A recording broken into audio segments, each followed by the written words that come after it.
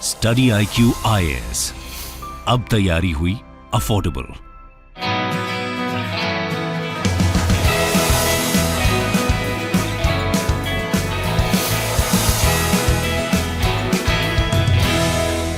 नमस्कार दोस्तों, currency market से रिलेटेड एक बहुत बड़ी खबर सामने आई है। पिछले 20 वर्ष में पहली बार यूरो का जो वैल्यू है वो $1 के नीचे चला गया है। मेरा कहने का मतलब यह है कि जैसे अभी आपको पता होगा कि $1 इक्वल्स टू, अगर मैं रुपये में कन्वर्ट करूं तो ये करीब 80 रुपए के आसपास आता है। $1 इक्वल्स टू 80 रुपीज़ के आसपास जो अभी चल रहा है।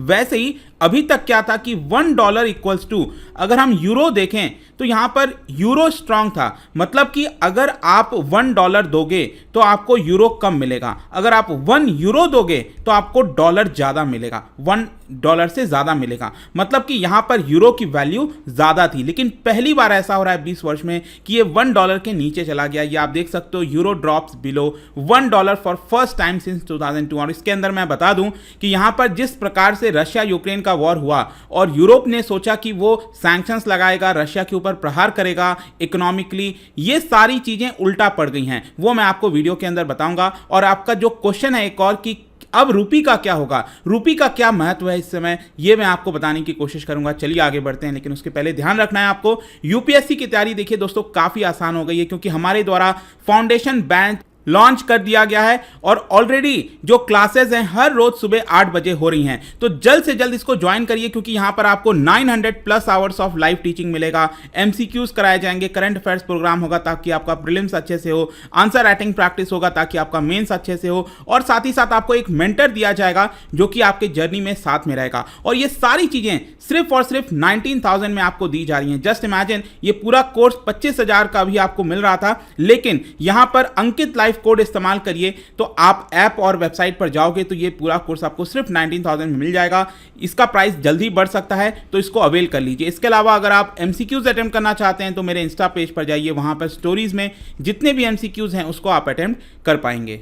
तो चलिए शुरुआत करते हैं। सबसे पहले देखते हैं एग्जैक्टली हुआ क्या। देखिए, सबसे पहले ट्यूसडे को खबर यह आती है कि $1 इक्वल्स टू 1 यूरो हो गया है। ठीक है, अभी तक ऐसा नहीं हुआ करता था। और यहां पर अगेन इनफैक्ट अगर आप ये पूरा देखोगे तो 2002 के बाद से आप देखिए यहां पर जो वैल्यू दिख रही है आपको, इट इज बेसिकली डॉलर्स पर यूरो। मतलब अगर हम 1 यूरो देते हैं, 1 यूरो देते हैं तो कितना डॉलर मिलेगा, वो ये चार्ट दिखा रहा है। तो यहां पर अगर आप देखोगे 2002 से, ये वाला जो ईयर है, उसके बाद से आपको ज्यादा डॉलर मिलता था। कहने का मतलब है कि यहां पर यूरो की वैल्यू ज्यादा थी। $1 इक्वल्स टू, आप देख सकते हो 2008 में 1 यूरो अगर आप देते हो तो यहां पर आपको $1.5 मिलता था। आई होप कि अब आप समझ गए होंगे, 1 यूरो देने पर आपको $1.5 मिलता था। मतलब यूरो की करेंसी जो है वो स्ट्रांग थी यहां पर। लेकिन उसके बाद से अभी आप देखिए ये जो प्रेजेंट का सिचुएशन है, $1 इक्वल्स टू 1 यूरो हुआ। और अब यहां पर क्या हुआ, वेडनेसडे को, कल की बात है, कि 1 यूरो आपका $1 से नीचे हो गया। इट वॉज अराउंड 0.998 के आसपास हो गया था। तो ये आपको सबसे पहले चीज समझना है कि पिछले 20 वर्ष में अगर आप यहां पर देखो 2002 के बाद से पहली बार ये चीज आपको देखने को मिल रहा है। और ये यूरो के साथ तो हो ही रहा है, लेकिन बाकी करेंसीज के भी साथ हो रहा है, मैं आपको बताऊंगा। लेकिन इसके साथ साथ आपको यह समझना है कि इसका मतलब क्या हुआ। देखो, इसका सिंपल अर्थ ये हुआ कि जो लोग हैं, जो इन्वेस्टर्स हैं, वो अपना पैसा यूरो से निकालकर, यूरो जोन से निकालकर वो अपना पैसा जो है यूएस ले जा रहे हैं। अब क्वेश्चन आएगा यूरो जोन क्या होता है। देखो, यूरो जोन अगर आप देखोगे, एक तो आपको पता होगा यूरोपियन यूनियन। अब यूरोपियन यूनियन में तो क्या है, टोटल 27 कंट्रीज देखने को मिलता है, लेकिन सभी 27 कंट्रीज में यूरो नहीं चलता है, सेम करेंसी नहीं चलती है। यहां पर कुछ ऐसे देश हैं जो कि उस करेंसी को नहीं अपनाते हैं। तो यहां पर आप देख सकते हो ये वाला जो है, ये जो येलो कलर में दिखा हुआ है, यहां पर आपको यूरो, जो करेंसी है यूरो, वो चल सकता है। ठीक है, इनफैक्ट आपको याद होगा यूनाइटेड किंगडम जब पहले यूरोपियन यूनियन का पार्ट था तो वहां पर भी यूरो करेंसी नहीं चलती थी, वहां पर आपका पाउंड चलता था, राइट। तो यहां पर क्या है कि यूरोपियन, ये जो यूरो जोन है, वहां से इन्वेस्टर्स क्या कर रहे हैं, अपना पैसा जो है वो निकाल कर कहां ले जा रहे हैं, यूएस ले जा रहे हैं। इसका सिंपल अर्थ एक तो आपको यह समझना है कि जब भी कोई देश की करेंसी डिप्रिशिएट हो रही है तो एक सिंपल अर्थ ये निकलता है। लेकिन क्वेश्चन यहां पर सबसे पहले यह है कि आखिरकार यूरो जो है वो अपनी वैल्यू क्यों लूज करता जा रहा है डॉलर के मुकाबले। देखो, इसका अगर आप ब्रॉडली देखोगे तो 2008 से ही यूरो जो है वो वीक होता गया है डॉलर के मुकाबले। मैंने आपको बताया था ना, 2008 में 1 यूरो में कितना डॉलर मिलता था, 1.5 डॉलर मिलता था। आप देख सकते हो 2008 में, और 2008 के बाद से ये लगातार वीक होता गया यूरो जो है। और यहां पर इसका वीकनेस अभी रशिया यूक्रेन वॉर के बाद से बहुत ज़्यादा शार्पली डिक्लाइन हुआ है, और ये आप देख सकते हो ये $1 के नीचे चला गया। लेटेस्ट ब्लो क्या हुआ है यहाँ पर, जो एक एनर्जी क्राइसिस आई है यूक्रेन वॉर की वजह से, वो एक बहुत बड़ा कारण है। बेसिकली अगर मैं आपको बताऊं तो जो पूरा यूरो का डिक्लाइन हुआ है, जो यूरो का वीकनेस हुआ है, उसको आप दो पार्ट में देख सकते हो। एक पार्ट है कि यूरोजोन की इकोनॉमी यहाँ पर कमजोर हो रही है। मैंने आपको बता दिया था यूरोजोन क्या है, इसकी इकोनॉमी कमजोर हो रही है।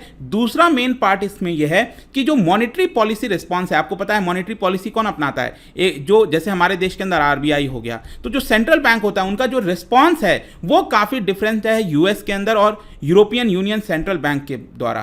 तो इसको मैं सेपरेट अलग करके बताऊंगा। सबसे पहले हम बात करते हैं इकोनॉमी के बारे में।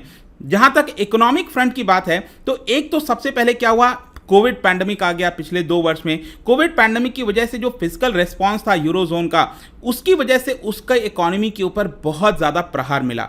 तो एक तो कोविड क्राइसिस की वजह से यूरोजोन की इकोनॉमी कमजोर हुई। फिर दूसरा यहां पर क्या हुआ कि रशिया के द्वारा जो यूक्रेन का इन्वेजन हुआ है, इसकी वजह से इन्होंने क्या किया, रशियन एनर्जी के ऊपर सैंक्शंस लगाना स्टार्ट कर दिया, बैन लगाना स्टार्ट कर दिया।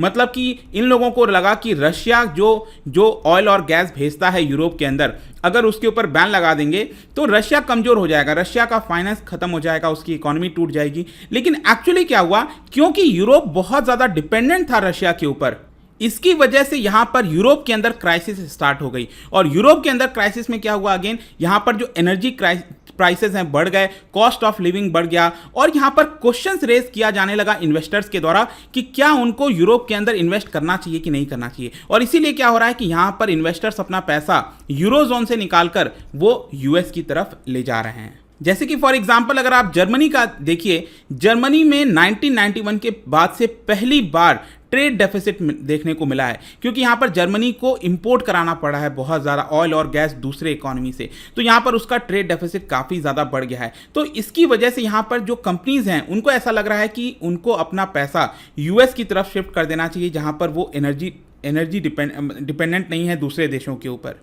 अब देखिए यहाँ पर मुझे थोड़ी हंसी भी आती है, यूएस एक्चुअली काफ़ी बड़ी चाल चल रहा है। यूएस ने तो एक तो यूरोप को बहुत ज़्यादा उकसाया, बोला कि बैन कर दो सब कुछ। तो एक प्रकार से यूरोप की जो इकोनॉमी है वो ख़त्म हो रही है, और यूएस को तो कोई ऐसा फर्क पड़ नहीं रहा है इस समय, क्योंकि उसके पास तो ऑलरेडी शेल गैस वगैरह आपने सुना होगा, तो उसके पास तो है एनर्जी जो है। लेकिन प्रॉब्लम किसको हुआ है, यहाँ पर यूरोप को हुआ है। लेकिन यहां पर आपके मन में फिर भी एक क्वेश्चन आ सकता है कि यूएस की भी तो इकोनॉमी कमजोर होती जा रही है। हाँ, बिल्कुल सही बात है। इनफैक्ट ये बोला जा रहा है कि यूएस की इकोनॉमी में रिसेशन आ सकता है। यहां पर अगले 1 वर्ष के अंदर आपको यूएस के अंदर रिसेशन देखने को मिल सकता है। लेकिन प्रॉब्लम क्या है, जो यूरोजोन है वो और भी ज्यादा बदतर होता जा रहा है, और भी ज्यादा खराब होता जा रहा है। तो यहां पर खराब दोनों हो रहे हैं, लेकिन ज्यादा कौन खराब हो रहा है, यूरोजोन खराब हो रहा है। और इसीलिए यहां पर उनकी जो करेंसी है यूरो, वो ज्यादा तेजी से डेप्रिशिएट हो रही है। तो आई होप कि एक जो पहला पहलू था इकोनॉमी वाला वो आपको समझ आ गया होगा। दूसरा पहलू मैंने आपको जो बोला था, मॉनेटरी पॉलिसी रिस्पांस। देखो अभी इसकी वजह से क्या हुआ है, यूएस के अंदर आप देखोगे तो उनका इन्फ्लेशन 40 ईयर हाई पर चला गया है, 40 वर्ष में एकदम सबसे ज्यादा। इनफैक्ट आज ही लेटेस्ट मैं सुबह आंकड़ा देख रहा था, वहां पर 9% का इन्फ्लेशन, विच इज ह्यूज। 9% का इन्फ्लेशन देखने को मिल रहा है। और इसकी वजह से वहां की जो सेंट्रल बैंक है, फेडरल रिजर्व जिसको कहा जाता है यूएस के अंदर, उनका यह कहना है कि हम लगातार रेट्स को बढ़ाते जाएंगे। जैसे हमारे देश में आपने सुना होगा रेपो रेट को बढ़ाते जाएंगे, वैसे ही वहां पर इंटरेस्ट रेट बढ़ाया जा रहा है। ऑल्दो यहां पर उनको पता है कि इंटरेस्ट रेट बढ़ाने से यूएस की इकोनॉमी रिसेशन में जा सकती है, इकोनॉमी नीचे जा सकती है, उसके बावजूद भी क्योंकि इन्फ्लेशन को कंट्रोल करना है, इसकी वजह से वो लगातार यहां पर इंटरेस्ट रेट घटा रहे हैं। लेकिन दूसरी तरफ यूरोपियन जो सेंट्रल बैंक है यूरोप के अंदर, वो यहां पर उल्टा कदम कर रही है। मतलब वो यहां पर इंटरेस्ट रेट नहीं बढ़ा रही है। उनका कहना है कि देखिए हम इंटरेस्ट रेट अभी बढ़ाएंगे तो ऑलरेडी हमारी इकोनॉमी नीचे जा रही है, तो और ज़्यादा बदतर हालत हो सकती है यूरोप की। और इसीलिए एक अगेन मेजर कारण आप कह सकते हो कि यहां पर जो इन्वेस्टर्स हैं उनको लगेगा कि देखो उनको इंटरेस्ट रेट कहाँ ज़्यादा मिल रहा है, यूएस के अंदर ज़्यादा मिलेगा, तो वो अपना पैसा यूरोजोन से हटाकर यूएस ले जा रहे हैं। तो इसकी वजह से भी यूरो जो है वो आपका डेप्रिशिएट हो रहा है डॉलर के मुकाबले। अब क्वेश्चन ये है कि यहाँ पर डॉलर क्यों एप्रिशिएट हो रहा है? इवन मैंने आपको बताया ना अभी कि रिसेशन का समय चलने वाला है यूएस के अंदर, उसके बावजूद भी यहाँ पर डॉलर क्यों एप्रिशिएट हो रहा है? देखो, मैंने आपको पहले ही बोला कि पूरे विश्व भर में अगर आप देखोगे तो सारी इकोनॉमीज अब धीरे धीरे खराब कर रही हैं, लेकिन अभी भी जो भरोसा है किसी करेंसी के ऊपर, किसी इकोनॉमी के ऊपर, वो डॉलर के ऊपर, यूएस की इकोनॉमी के ऊपर बना हुआ है। क्योंकि यूएस भी खराब कर रहा है, लेकिन बाकी कंट्रीज के मुकाबले यहाँ पर बेटर आप कह सकते हो। इसका मैं आपको एक कारण बताता हूं। यहां पर आप देखोगे, अगर आप कोई भी करेंसी उठा लो विश्व के अंदर, चाहे जापानीज येन हो, यूरो तो हो ही गया, इंडियन रुपी हो, सभी डेप्रिशिएट कर रहे हैं डॉलर के मुकाबले। आपने देखा ही होगा रिसेंटली कि रुपी तेजी से डेप्रिशिएट करता जा रहा है, 80 के आसपास आ चुका है। लेकिन अगेन मैं यहां पर एक चीज कहना चाहूंगा कि जो इंडियन रुपी है वो भले ही वीक हो रहा है, लेकिन it still compare to other currencies ये थोड़ा सा रेजिलियंस है। इसका मैं आपको एक एग्जांपल बताता हूं। अगर आप रुपी को यूरो के साथ कंपेयर करके देखिए, पहले क्या था कि ये 1 यूरो इक्वल्स टू 90 रुपीज़ हुआ करता था पहले। इस साल के स्टार्टिंग में अगर आप देखो तो ये 1 यूरो इक्वल्स टू 90 रुपीज़ के आसपास हुआ करता था। लेकिन आज के डेट में क्या हुआ है कि रुपी स्ट्रांग हो गया है यूरो के मुकाबले, और ये करीब 80 रुपीज़ के आसपास देखने को मिलेगा। तो ये भी आप समझ रहे होंगे कि हम भी डेप्रिशिएट कर रहे हैं डॉलर के मुकाबले, लेकिन बाकी करेंसीज के मुकाबले हम यहाँ पर एप्रिशिएट कर रहे हैं। तो इसका मतलब क्या हुआ, आगे क्या होगा रुपी का? देखो, अभी के लिए क्या है कि अगर मान लो आप यूरोप में जाते हो और वहाँ पर आप जाकर ट्रैवल करते हो, घूमते हो, तो आपके लिए सस्ता पड़ेगा क्योंकि हमारी करेंसी अप्रिशिएट हुई है यूरोप के मुकाबले, राइट। लेकिन अगर ऐसे ही यूरो डेप्रिशिएट होता गया, यूरो का कमजोर होता गया करेंसी, तो यहां पर रुपी को भी वो साथ लेकर डूबेगा। ये भी आपको समझना है, ये ज्यादा दिन तक नहीं चल पाएगा। यहां पर जैसे जैसे यूरो डूबेगा, मतलब कहने का मतलब यह है कि सब चीज आज के डेट में इंटरलिंक्ड है। यूरो और भारत के बीच में काफी ज्यादा ट्रेड होता है, तो अगर यूरो फर्दर डिप्रिशिएट होता गया तो अगेन भारत के करेंसी के ऊपर भी प्रॉब्लम आ सकती है। लेकिन इसके साथ साथ हमने यहाँ पर इंटरवीन किया है। भारत की जो रिजर्व बैंक है आरबीआई, जो आपको पता है, वो उन्होंने यहाँ पर ऑलरेडी इंटरेस्ट रेट बढ़ाना स्टार्ट कर दिया, लेकिन यूरोप के अंदर जो सेंट्रल बैंक है उन्होंने इंटरेस्ट रेट को नहीं बढ़ाया। तो आई होप कि आप समझ गए होंगे ये जो पूरा पहलू है यूरो ड्रॉप्स टू $1, इसके हर एक चीज़ आपको समझ में आए होंगे। जाने से पहले एक इंटरेस्टिंग क्वेश्चन, देखो यहाँ पर हम एक्सचेंज रेट की बात कर रहे हैं, तो आपको पता होगा एक होता है मैनेज्ड फ्लोटिंग एक्सचेंज रेट। इसमें इसको मैनेज्ड क्यों कहा जाता है, कौन मैनेज करता है इसको, जिसकी वजह से इसको मैनेज्ड फ्लोटिंग एक्सचेंज रेट कहते हैं? इसका राइट आंसर आपको पता ही है, मेरे इंस्टाग्राम पर तो मिलेगा ही। वहां पर अगर आप नहीं हो कोई बात नहीं, टेलीग्राम से भी ले सकते हैं इसका सही उत्तर। मैं कई सारे जो एमसीक्यूज हैं वो यहाँ पर स्टोरीज में डालता रहता हूँ। बाकी अगर आपको पीडीएफ चाहिए तो टेलीग्राम पर आइए, अलग अलग सोशल मीडिया पर आप जुड़ पाओगे। और जैसा मैंने बताया था, यूपीएससी की तैयारी देखिए दोस्तों बहुत आसान हो गई है। ये जो पूरा कोर्स हमने लॉन्च किया है, ये 20 जुलाई से एडमिशन क्लोज हो जाएंगे, तो जल्द से जल्द इसको अवेल करिए ताकि आपकी तैयारी बेहतर हो अगले साल के यूपीएससी एग्जाम के लिए। आई होप कि वीडियो आपको पसंद आया होगा। मिलता हूं आपसे next time, till then thank you very much, see you soon. Hello everyone, I am Nitish. I am student of Study IQ Life Foundation Batch 1. I want to share my experience about class content, faculty and my mentor Munib Bhatt sir.